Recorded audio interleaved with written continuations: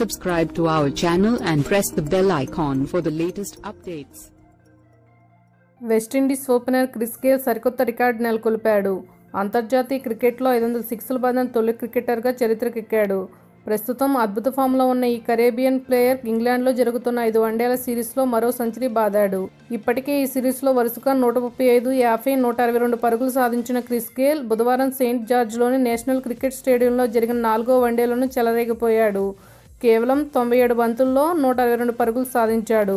Gayle చెలరేగిన England నిర్దేశించిన 419 పరుగుల లక్ష్యాన్ని విండీస్ ఛేదించలేకపోయింది.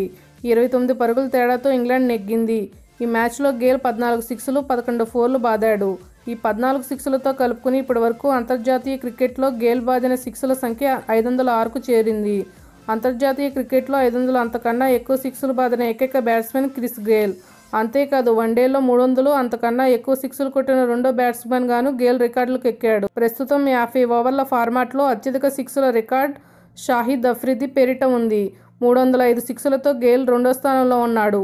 టెస్టుల్లో గేల్ 98 సిక్స్లు బాదగా టీ20లో 103 సిక్స్లు కొట్టాడు. అలాగే బుధవారం నాటి ఇన్నింగ్స్తో వన్డేలో 10,000 పరుగుల మైలురాయిని గేల్ అందుకున్నాడు. బ్రియాన్ లారా తర్వాత వెస్టిండీస్ నుంచి ఘనత సాధించిన రెండో బ్యాట్స్మెన్ గేల్. అంతేకాకుండా 10,000 పరుగుల మైలురాయిని అందుకున్న 14వ క్రికెటర్గా గేల్ నిలిచాడు. ఈ క్లబ్లో Sachin Tendulkar, Kumar Sangakkara, Ricky Ponting, Sanath Jayasuriya, Mahela Jayawardene, Inzamamul Haq, Jacques Kallis, Sourav Ganguly, Rahul Dravid, Virat Kohli, MS Dhoni, Lara, Tillakaratne Dilshan Gayle కన్నా ముందున్నారు. మరిన్ని అప్డేట్స్ కోసం మన ఛానల్ని సబ్స్క్రైబ్ చేయండి.